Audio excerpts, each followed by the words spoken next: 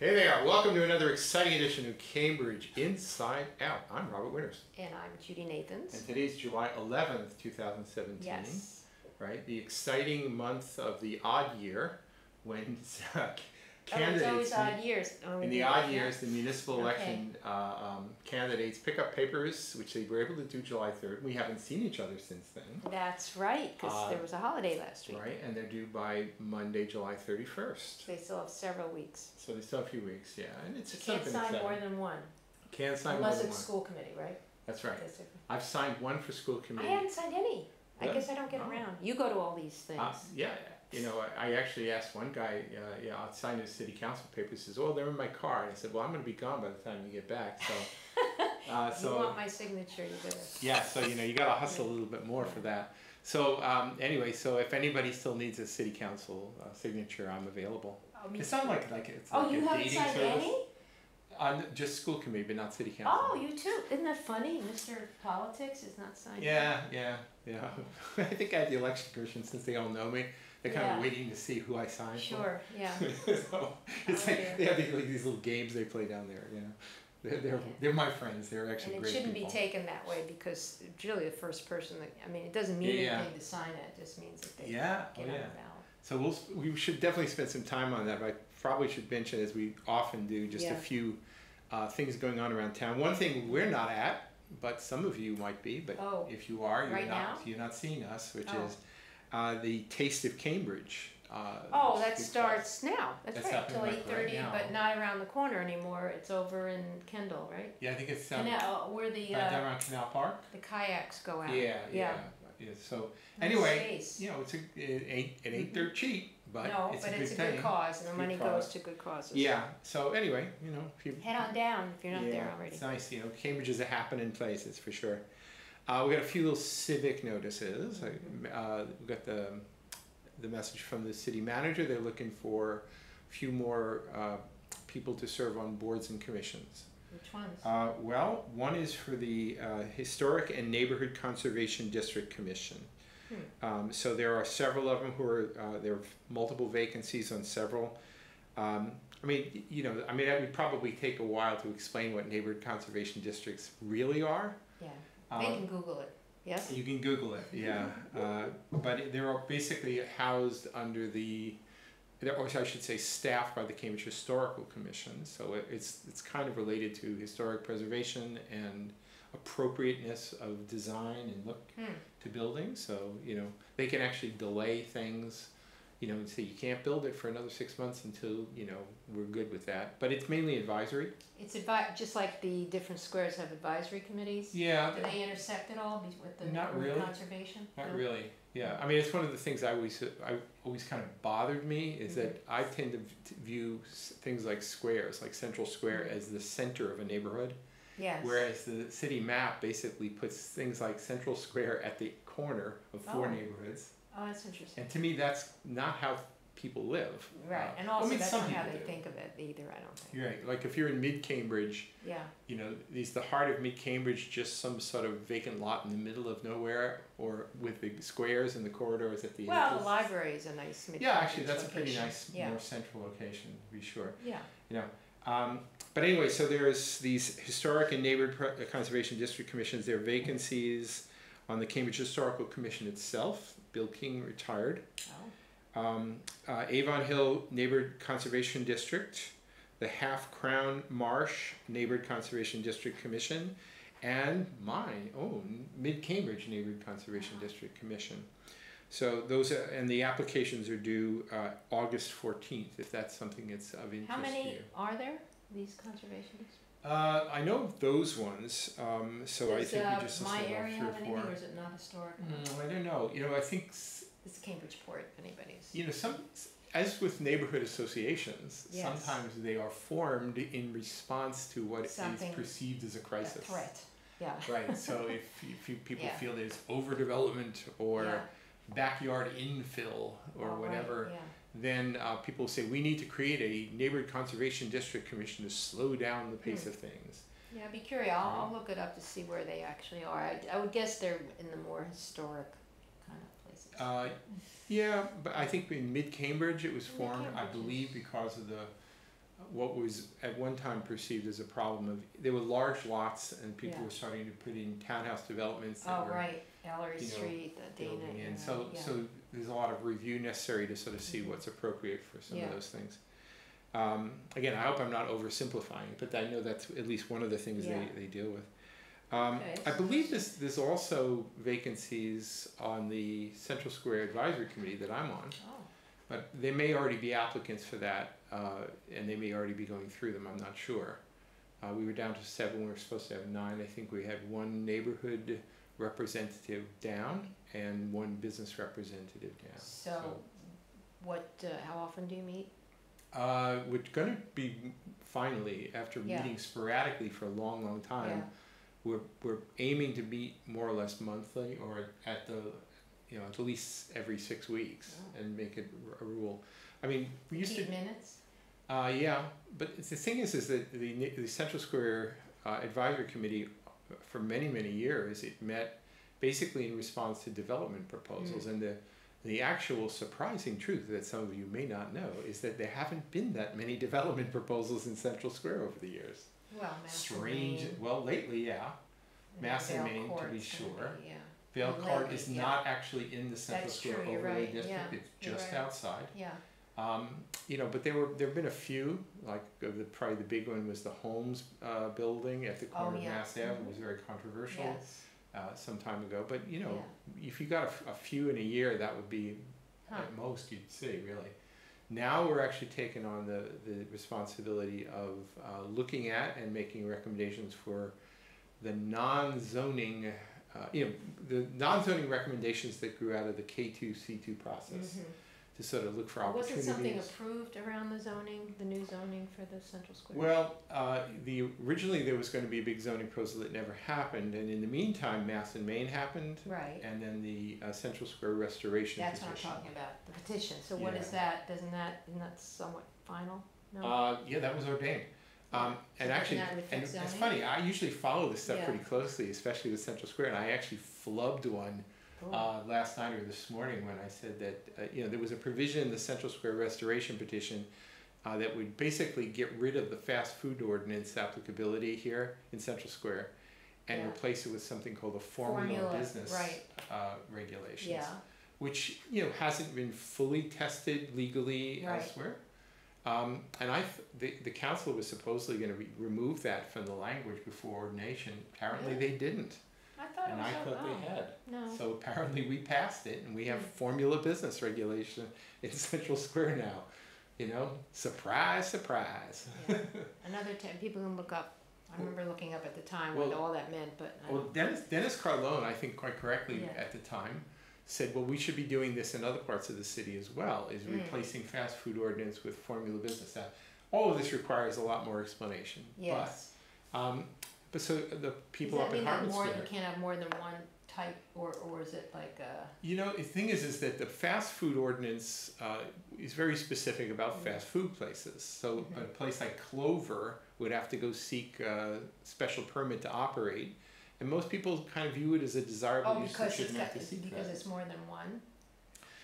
Well, I think now they've probably reached the point where they might be called formula because there's enough of them Five around. or six, yeah. But it's an attempt to regulate things like the excessive number of Banks. banks and phone Well, stores and I like well as CVS, fast but food if you were places. in Brookline Coolidge Corner, there's like 3 within spitting distance of each other, and there's seriously. 2 within spitting distance in Harvard Square right now. So that True. would be a So- formula business that might have been regulated Yeah, if that was the rule, but it's not the Yeah. rule there. It's only the rule apparently now in Central Square. so that So, is a good idea, maybe. I think it is actually. I don't know how. Wouldn't that be go along with tables of use? Yeah, there that are some thing? things Yeah. that cities just going to have to grapple with. Yep, Right now they're dealing with short-term rentals and a few other Yeah. important matters, but I do hope they get down to the Retail and- business of the retail strategy, dealing with a formula business ordinance Mhm. that kind of is a part of the zoning code and is Right. applied more generally in the Yeah. city. A few other things. There's definitely things need to be done. yes. To be sure. So one other board that's looking for people was there are vacancies on the Commission on Immigrant Rights and Citizenship. Oh, that sounds like an important one. It's an interesting one in that it How was long has that been around? well, actually, there's an interesting question. All right. I don't remember the exact date when there was an order passed to establish it. Okay. So it was established quite a few years ago, and the Before our appointments were never sanctuary made. city thing? No, the sanctuary city dezignaation dates back to the mid-'80s. Wow. So so this Commission on Immigrant Rights and Citizenship, probably, I don't know, maybe on the order of 10 years ago. I could be totally wrong on that, but it was never appointed. And then only now, with all this national crisis having to do with immigrant rights, you know, then people said, well, this is pretty timely now. So now they're populating the committee. Get some and lawyers it's on happening. Yeah, I think they already have. Yeah. I think it's good. staffed by, and yeah, Right. so actually that was one of the big budget increases. I think actually may relate to that or to the Human right. Rights Commission, which is also Yes. playing some role of that as well. So anyway, so those are some around town things. Okay. You know. I would maybe I'll save it till later. I was going to mention my little adventures with the Harvard Square Advisory Committee last Later. night. I'll save it till Later. later, right? So anyway, as we were mentioning, it is July of the odd year, and there are candidates flooding. Flooding the election commission, yeah. trying to take out papers, nomination papers. Which they started on July 3rd, right? Monday. July 3rd, yeah. So at the risk of being boring, and maybe we can actually Do you want to do that rather than the list? Yeah. I'll run through the list, but let's just throw up You know what? It's not on here. Here. Oh, See the if we can get computer that. here. There you go. Okay, And so we're now going to do that. So we're going to try and move over to the these pictures. are the candidates' pages. Yeah. There we go. Now, I'm not going to read them in alphabetical order. I'm not going No. to read them in order when they pulled papers, Okay. just because it gets a little exciting toward the end. All right. So the first person to pull papers was actually Denise Simmons. Then a fellow named Dan Lemke, who I had heard about a few months ago. He's kind of new, right? Yeah, he was up in Richdale Ave, Where and is he in this? Do you have him in here? He lists himself as a happy grandfather and Bernie Sanders supporter. And Other than that, you put because you don't have a photo yet. I don't have a photo of him, so all I okay. can do is put a button in there. Sure. All right, and then it was Sam Gebru. By the way, I might as well mention that Denise Simmons also turned in signatures, so she's on the ballot. Dan Lemke pulled papers, has not yet turned in signatures. Sam Gebru he pulled papers and he turned in sufficient signatures, so he's on the ballot. Right here. Okay. Gwen Volmar, who I've now met at a mid-Cambridge You have met her? Okay. Yeah. Oh yeah, great. Yeah, most of these folks are very nice people. I'm sure they are. So she pulled papers on the first day and she turned in signatures, so she's going to be on the ballot. Okay. Ron Benjamin, who was on our show once upon a time. Oh, okay. It was Ron Benjamin was on not opening Sam day, Paper. and he's turned in more than his 50 signatures, so Okay. he's on the ballot. He's on the ballot. Jeff Santos, who's a radio host, Right. Our Revolution Radio or something with a name like that. There he is. Yeah. So Jeff Santos pulled papers and he's turned in enough, so he's on the ballot. Goodness. Paul Toner pulled papers, turned in enough signatures. Here. He's on the ballot. Yeah. Now I'm going to mess up the name here, but it's Vatsy Savansi.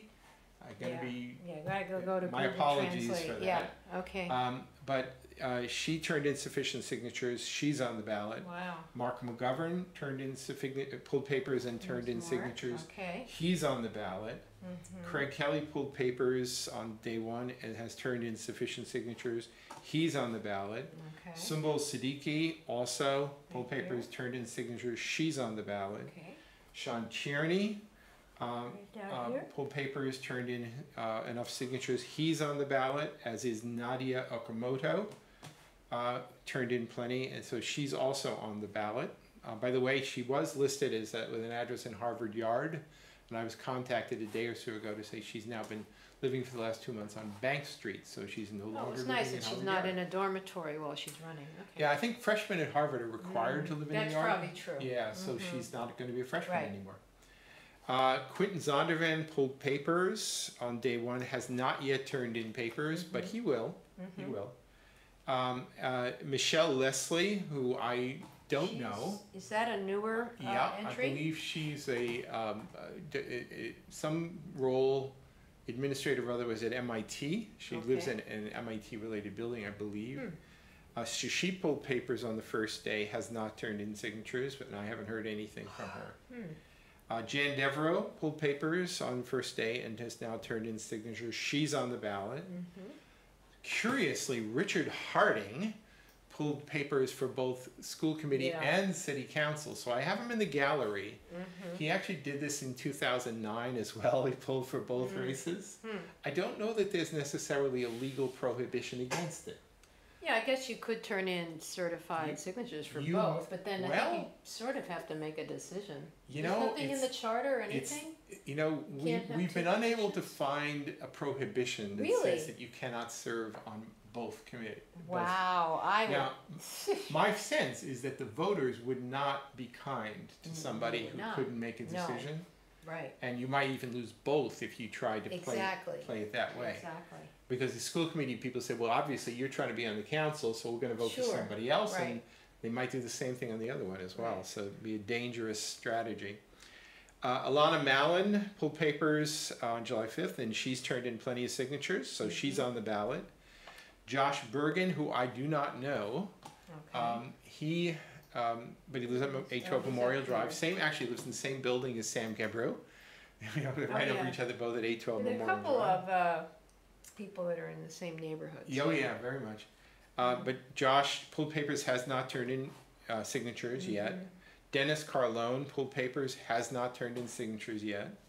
Adrian Musgrave, who was on our show recently, she pulled papers, has not turned in signatures yet. Tim Toomey, now here's where it got interesting. There was a lot of speculation. Will Tim Toomey run? Right. Will Leland Chung run? Well, late last week, Tim Toomey pulled papers. He hasn't turned them in yet, but the presumption is he probably will. So it's starting to look more likely that he will actually be running. Brian Sutton is a new candidate who I actually met him and his dog. He's a very nice dog too. And he pulled papers, has not turned in any signatures yet. Greg Morey, who's run multiple times in the past, he pulled papers, has not turned in signatures. Leland Chung came through yesterday and pulled papers. He also, there was some speculation about whether or not he would be running. You can just scroll on up here. All right. Is it up or down? You can just, I think, scroll up. I don't know. Keep going and I will figure it out. Sorry. So Leland actually has pulled papers. Again, we don't know whether he's going to turn them in or not, but he's definitely has pulled papers. And there were a few who we hadn't heard from yet, and then today we heard, a combination of yesterday and today we heard from also. Leland Chung finally pulled the papers. Olivia D'Ambrosio, who I have not met, pulled papers yesterday, July 10th. A new candidate, brand new, who I think I might have seen an email message from him several years ago, was named David Stern, lives in Fallon Street. It's not the former basketball commissioner. No, I don't know. It's not. Is it basketball or baseball? I forget. Right. No, it's basketball. So he pulled papers for city council today. I actually saw him in the election commission while he was doing it. And then the one person who I had in the gallery who hadn't pulled papers, and I wondered, well, he had announced that he was going to be a candidate, was Elon Levy. So he did pull papers today. So all these people on this page have pulled papers now. Okay. So there are 28 there. Oh, now, as you said, we don't know yet if they're all going to run. And I will tell you a dirty little secret, which is that if it stays at 28, there's a chance that the election commission will have to vote to limit the number of rankings. We don't know how many, but what do you mean by that? Well, the thing is that normally if there were 28 candidates, you'd be allowed to rank them 1 through 28. Oh, I see what you're saying. The physical limitations of the ballots and the scanner is such that you may not be able to do that. The law, Planning Charter, Chapter 54A says you can limit the election commission by a simple majority vote can limit the number of rankings to no fewer than 15. Now, my guess is they would let you do a lot more than 15, but they might, list. But how are they going to determine that? Because there's no, They're- other than getting signatures, which mean nothing. What they're going to do is once they know Yeah. how many candidates are actually going to be on the ballot, Yeah, they will then figure out what the physical limitations are of the ballot and the ballot design, whether you do it in landscape format or portrait format. And what I'm sure I don't know for sure, but the likelihood is that they would put allow as many rankings as the ballot can permit. what was it 2 years ago? Because there They were, allowed as many as there were candidates. which So were, do you they've remember what never, it was on the final ballot? I think it it was 23, and there were 25 2 years earlier, so they can do Oh. up to 25 apparently. All right, But I think when you break 25, it's going to get real tough. oh, okay. Now, I can tell, I can make very clear, and I'd be more than happy to Yeah. prove it to anyone who's interested, Yeah, that in fact, excuse me. that you can, if you limited it to 15 or 12 or even 9, it would really have zero impact on the election results. Those extremely deep preferences they really couldn't even be called preferences. Oh, I see. So in other words, you would have to assume everyone has a vital interest in all 28 to want to list them all, and most people won't. The typical voter votes for no more than about 7. Exactly. I think I'd Right. probably vote for about 10 or 12 typically. Yeah. In some parts of the city, there people only vote for 3. They'd probably get a big argument about that. Oh, my transfer vote's going to Well, make a difference. that's the problem. Yeah. People will. Yeah. There would be this perception that somehow you're being disenfranchising. disenfranchising. But honestly, that's just not But true. you know what? If you're down there, if you're one of those people that doesn't get, then your folks should put you as number 2 or something. So Yeah, you shouldn't have honestly, to worry about that. To me, if you Yeah. get a ranking below 9, it is a major sign of disapproval. Yeah. So Yeah. so arguing about rankings above 15 is really a little silly. Yeah, I think 15 should be what yeah. they go for. And very few ballots will vote that deeply anyway. Oh, I know. And it just has no effect. So Wow. so anyway, but it's a decision the election commission Sure. will have to make. I'm sure they Yeah. would rather not have to make that decision, but if the physical limitations of the ballot are such that they must, then they must, right? Now we should also talk a little bit about school committee here. So All right. Okay, let That's me go down to that. alrighty. All right. So the first person to pull papers for school committee, there were only 10, And was there's no open seats, right? no open seats, Right. right? So we have 2 open seats on the council, Right. and I could talk That's a a little big bit about that difference. Yeah. soon too. But there are no vacancies on the school committee. All the incumbents, all 6 incumbents are running. First Who person, are, let's go over that right. It's Monique, is that her name? Monica? Monica, yeah, She's incumbent. right. So Emily, Monica, Emily Dexter, Freddie Al Fantini, Patricia Richard Nolan. Harding, Oh, right, back here, Richard, Kathleen Kelly, Kelly, that's and it, that's Patty it. Nolan. Yeah, Patty are Nolan. So the 6 incumbents. Right. Now, so for pulling papers, Jake Crutchfield, who ran 2 years ago, Right. did pull papers. Sent me a nice email message the morning of said I'm doing it. So he's pulled papers. He was also the first one to turn in signatures. So he's hot to trot for that seat. Second person to pull papers was Will MacArthur, who's all of 19 years old. Nice guy, Did go to CRLS. right? Was active there, yeah. He's just finished his first year at Harvard. Mm-hmm. He pulled papers. He turned in 50, got 40, turned in another 35 today. He's certainly going to get 10, so he hasn't yet hit the magic 50, but he's got enough signatures to do it. So he will be on the ballot, to be sure. Freddie Fantini has turned in 99, so he's on the ballot. Richard Harding has not yet turned in papers, and Right. again, we don't We know don't know whether where he's he's turning gonna in write. for council, school Sure. committee, or both, right? Which would make it interesting if he doesn't run for school committee. Oh, It's an it'll opening, be something people will talk about Yeah. for sure. Monica Or- Bowman pulled papers, turned in 92 signatures. She's on the ballot. Fran Cronin has pulled papers, has not yet turned in signatures, but I'm sure Fran she will. served She a was. term ago, right? That's right. She did serve for 1 term. Patty Nolan has pulled papers, has not turned in signatures. Lawrence Kimbrough has pulled papers, has not yet turned in signatures, and Kathleen Kelly pulled papers yesterday, has not turned in signatures. The only person that I know of who's running who hasn't yet pulled papers is Emily Dexter, but she's already got a campaign kickoff Right. event scheduled, so believe me, Yeah. she's running, right? So. Who's the oldest, or not oldest in age, but is it Fred Fantini? Freddie is the Been on dean. the- He has dean been of on the the school school committee. He There was one year he was not elected, but other than that, when he's was been that? elected for many years. I think it was about, actually, I don't remember now. Who But replaced there him? was, I don't remember. But I know where to find out, because I'm the archive Yes, you are. of Cambridge elections. Oh yeah, you actually Freddie, have that on by the there. way, he succeeded his brother, Donald. He has a twin, No. Freddie has a twin Fred brother. is a twin brother. Yes, Fred is a twin brother. So, so he's not the first Fantini on the council, on the school Interesting. committee. So the Fantinis have been very well represented on the Cambridge School Committee for Wow. a very, very long time. And Freddie tends to top the ticket or come pretty close to topping the ticket Yeah. each time around. So, first or second is Sure. where he ends up. Wow. He's the hardest working man in rock and roll. And then Patricia Nolan would be the second longest serving, yes? That may be true now. Yeah. 'Cause I think she It's came on funny because Alistair Kell age and Yeah, I tend to think of some of these candidates relative newcomers, but in fact they're not. no. Richard Harding might actually be there longer than Patty. No. No, actually, I think I you don't. No, really? definitely, because Really? Richard Harding was involved in the big fancy recount in 2001, and back then it was Nancy Calvert? Walser Walser. was one in the Oh, election. my goodness. And I remember that Patty Nolan was working in the campaign for Nancy Walser in Right, those so days. maybe Patty came she in ran when the 2 years Alistair later. Kell thing. Yeah, all right. Well, like Patty, Patty liked Alistair Kell when she Yeah. first ran for school committee when topped the ticket on the first shot. right, So right. that's I remember really that. pretty extraordinary. Yeah, that's So- interesting about Harding. I didn't realize So, that. so anyway, that's the lot of the candidates right now. As we got 28 people who pulled papers Oh for my council goodness. and 10 for school committee. Like I said.